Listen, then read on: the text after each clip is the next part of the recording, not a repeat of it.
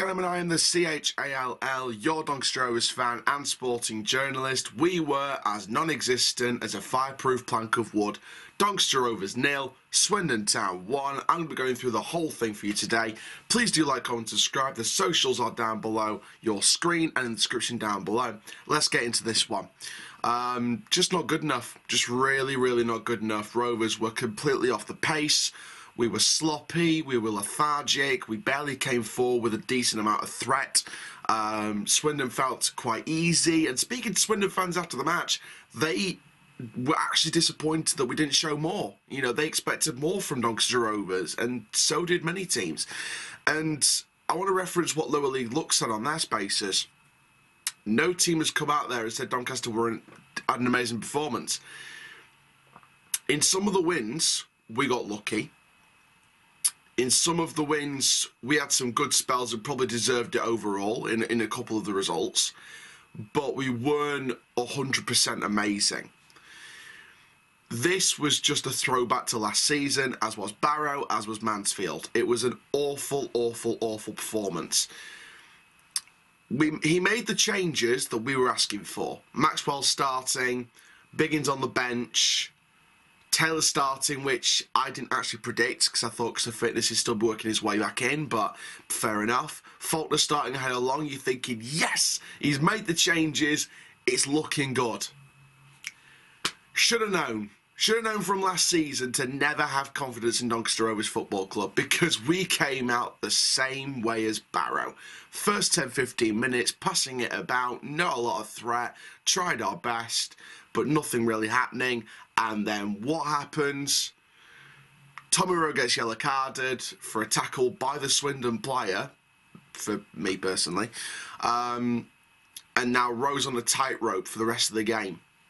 He can't really work as much, can't really get involved physically as much, and it's just not good enough.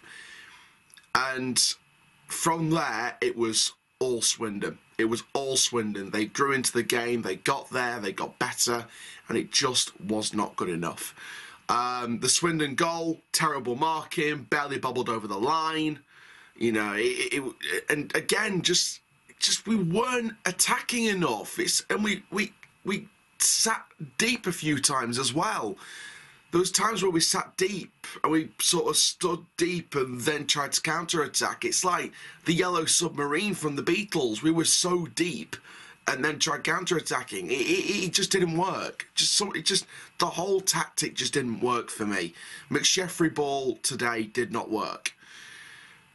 What does today fall down to? It falls down to tactics, mentality, player and team cohesion, happiness, being on the same page, possession, passing directness, final third, creativity and finishing, because the chance that we did have, we only had 8 shots and 3 on target. It was the actual clinicalness of the shots was awful. As I said in the fan cams, it's like eating from a tub of pick and mix that tastes like rotten rats. We were absolutely pathetic. We were so bad. And it just overall, it just was not amazing. It's like the Terminator. We won't be back. We won't be back. At this rate, we will not be back. We will be drowning in lava. You know, it's just ridiculous. It's absolutely ridiculous how bad we were today. And just overall, it just was not good enough. It really wasn't. And I struggled to see any kind of confidence going into Crawley, going into the Papa John's. I struggled to see any form of creativity, any form of positivity going into those games. I just don't see it happening. And it worries me. It really does. It really does worry me, because if I don't have confidence going into Crawley, going into the Papa John's, going into Rochdale, going into Hartlepool, going into Leyton Orient, which will be a thrashing if we don't improve by then, it just nothing fills me with confidence at the minute. Now, in terms of am I MCSHEFFREY in, MCSHEFFREY out, I'm going to stick to my original statement, which was I'm giving the manager until at least October, and end of October, start of November. I'm sticking to that principle. Things will change if it gets better or worse, don't get me wrong. So if it gets worse by then, if we lose the next 4 games, then I may end up being McSheffrey out a lot sooner. If things get better, then I may end up, you know, not saying those words. But my deadline is end of October, start of November. By then, if we're not good enough, sorry McSheffrey, maybe it's time to say goodbye. But I don't want to say that at this stage, because at the end, the bigger picture is it's still 3 defeats out of 9 games. But to be honest with you, and I think this is where some people get confused as to why people are calling out McSheffrey and for him to go, etc. It's not the amount of defeats. I believe it's the manner of defeats and the way we lose these games and the way we got lucky in a couple of the points that we've gained is why the manager's being called to go by some of the fans. You saw Jim on the fan cams. I've spoken to other fans in person, off camera, who say he should go now.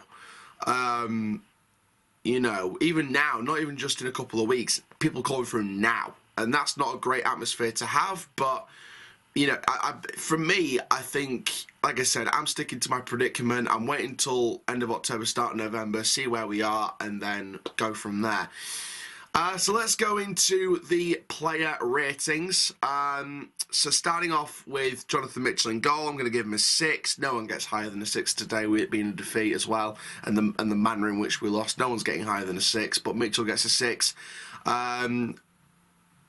You know, for me, he had a couple of shaky moments, some of the kicks out as well.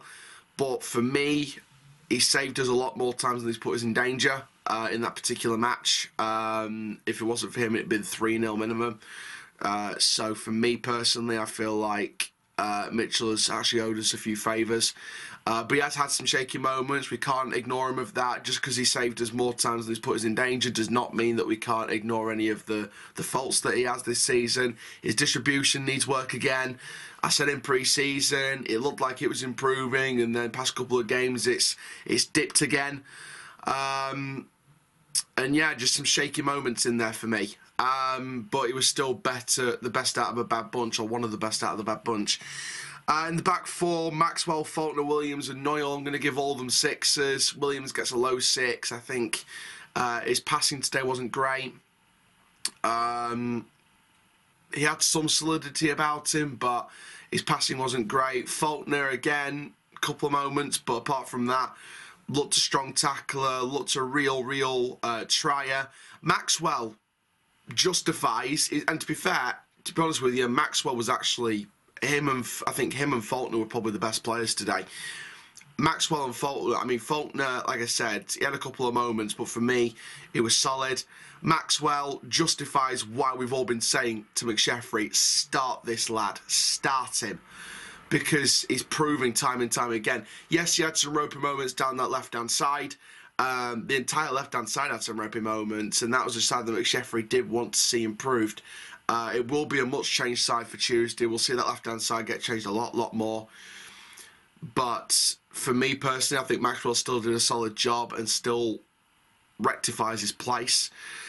In the midfield, Rowe and Clayton, I'm going to give them both 5s. Like I said, Rowe on that yellow card for the first after 10 minutes or so, and then just didn't really get physically involved as much because he's on the tightrope at that point, so didn't really get involved as much. Clayton, again, the marshalling of the midfield needs a hell of a lot of work. Not looking at his best at the minute. I don't know why. It just something's not clicking at the minute. In the front 3, I'm going to give Molyneux, Taylor and Tomlin all 5s as well. And, you know, that might be brutally harsh on Tomlin because he did have some moments. But again, just some moments from all of them where they just need a bit of work. And Miller, like I said, he's feeding off scraps in terms of service, but... you know, on the chance that he is in the right areas for, he just doesn't seem to be doing the best with them. In terms of substitutes, we've got Waltman, we've got Agard, we've got Biggins, we've got Hurst as well. I'm going to give all of them 5s. Again, just came on and didn't really make the impact. Biggins sort of kept the possession nice and maybe gets the higher of the 5s, but for me, doesn't get anywhere near a 6. Still, it's a decent 5 for Biggins, but the rest of them are just sort of mid-5s maybe. Gary McSheffrey 4, and that's being generous. 4, tactics inept again. Needs a hell of a lot of work on the way we're set up and the way we're playing, because if we intend to play that way against other sides, then God help us. And the fans get an 8, and one of the ratings is generally just for putting up with what we saw today again. You know, at least the fans still turned up in numbers. You know, and we tried our best to get the atmosphere going. I was in the South Stand. We all tried our best, and simple as that, really. So what do? What do we do against? Well, we've got Lincoln and Papa John's. Obviously, there'll be a second string team out for that. I'll be at Sinsel Bank for that one, so there will be a vlog and the fan cams from that one as well, so stay tuned for that. Me personally, I think with the second string team, just try and see through that game, get minutes into the players that need minutes. And then we go into Crawley on Saturday at the Eco Power.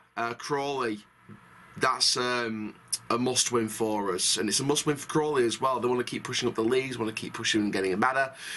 I think Crawley might be in an interesting situation. I think it could be in a similar situation to us where they need to win to take the pressure off the manager. I don't know how much pressure there is on the manager at Crawley. I don't know whether it's a matter of time. But they could be in a similar situation to us where a win takes the pressure off the manager a bit. But I think they could be in a much better situation than us, to be honest, because of what we suffered from last season and the manner of the 3 defeats as well.